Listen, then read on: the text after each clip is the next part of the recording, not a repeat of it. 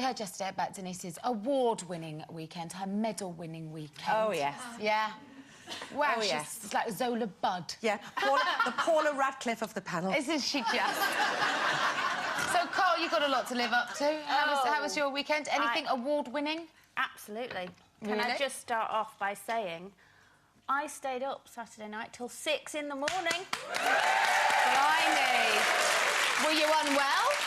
I was out and drinking and everything. Drinking? Yes. Well, what happened was I went to see Peter Kay at the MEN. Oh, I bet that was good. Absolutely brilliant. And more importantly, his support, who's Rick Astley, who, you know, everyone goes, oh, Rick Astley. I love Rick Astley. He was absolutely brilliant and he stormed it and Great he voice. looks and singing better than ever.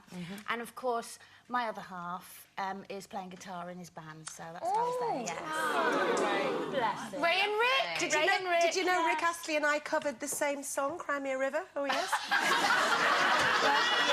I can't believe you still admit to that. Anyway, and then we went out afterwards, and it was brilliant. I had the best Where'd you night. go? Well, we went down Did you Canal properly Street drink? in Did you properly Manchester. drink a Yes, party? proper like, oh, I'm slaughtered. I mean, not you, where I end up showing my bum and my breasts and all that. Well, you but didn't I have a mean, I was proper drunk night out for me. But I have to say, where'd you go? Canal Street? Canal Street. Brilliant. Yeah, I had the best night out, and I have to say, at about 4:30 in the morning, I thought, oh God, my feet are killing me, and I'm desperate for a cup of tea. Oh, you see? And I was the only one in this nightclub where they were all going mental dancing and all that, you know, and doing shots and all that. And the management got me a mug of tea. I was on the dance floor with me. That's why I lasted till 6. They should serve more tea. You were teed up. Teed up. Slaughtered on I always tea. do that, though, don't we? Wherever we're out, all of us, Colin and I can be seen with a pot of tea at the end of the night and they're all comatose. Yeah. I have to say, I had a lovely weekend because it was my Uncle Ray's, happy birthday, Uncle Ray, 80th birthday, and we had the most fantastic... You know those family meetings, you know, Where which you people are all never the do? same age, yeah. Sherry, And there was the little babies to the tiny tots to the the grandchildren and the da-da-da-da. And it was just fantastic to see everybody again because, you know, it's always once a year, isn't it?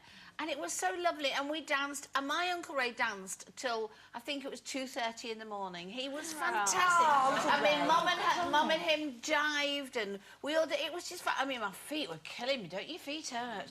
Anyway, but we had the most fantastic time, and it was so lovely. But Ollie, my grandson Ollie, fell in love. He met this little girl, and he held her hand, and we couldn't get them apart. And I've got a picture of him sitting there like this, totally in love with her, and this little girl was in love. And then she went, I'm going home. And he was going, oh, it's awful. Hey, do you know what they have in life. nightclubs now, which I think is a brilliant idea for us nanas, is they have, like, vending machine where you get little slippers out. Fairy feet, they're called. I've got Put the them. money in, you get little slip... Oh, No, do you know what? That's a brilliant idea. Isn't it, though? They're £5 or something like that. I've bought them, fairy feet. Really? Yeah. fantastic idea. You know what? Sometimes, though, by the end of the night, you are literally walking like a drunk because you can't walk. The balls ache, don't they? Some of us are a drunk, not walking like one. Nothing worse than achy balls at the end of a night. Now, yesterday morning, a 22-year-old British woman, Benita Norris, reached the summit of her own Mount Everest. Now, her achievement was made all the more remarkable because she'd never set foot on a mountain until last year. Speaking from the base camp, she said, I was 17 when I first told my stepdad I was going to climb Everest one day. His response was, don't be so stupid. No, cutting her down, eh? Now, that got us to thinking, does being told don't be so stupid spur us on to conquer our own personal Everests? I think it does, because although I have major doubts about myself and I always think, oh, I won't be able to do this, the one thing that fires me up is somebody else telling me that I can't. And it happened a lot to me on Dancing on Ice when I was doing that. And just near the end, there was one routine we did, and my partner, when we went into training that day, he said, I want her to do this neck spin where literally my ankle's around his neck, I don't hold on, he doesn't hold on, and he spins. Thanks. Well, of course, everyone fell about laughing. And, you know, the physiotherapist was going, oh, no, I've done enough with this girl, because my arm was strapped up, my ribs were strapped up, there's nothing else left.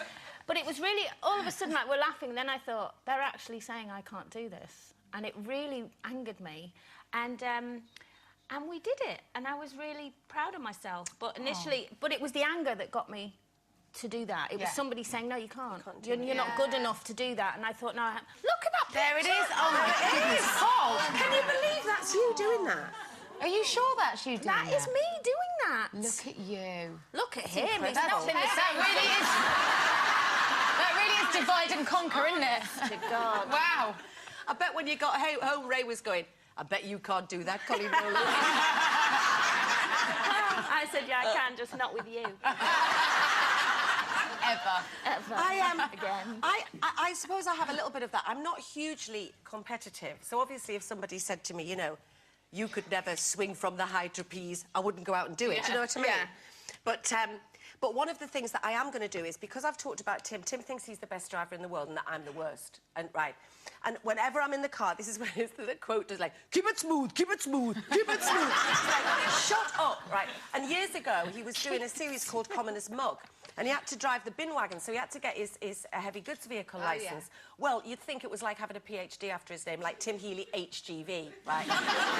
So he's always said to me, oh, yeah, you wouldn't do that if you were an HGV driver. Whoa, you know, like this. So I've booked in, and I'm going to do my heavy goods vehicle licence test, and I'm going to pass it just because he said that. Good. Yeah.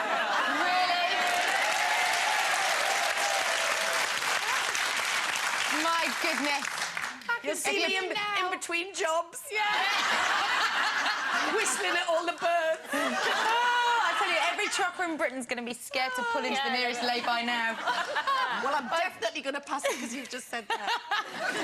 Do you know, I think I came up against a lot of that when I first started work in Fleet Street.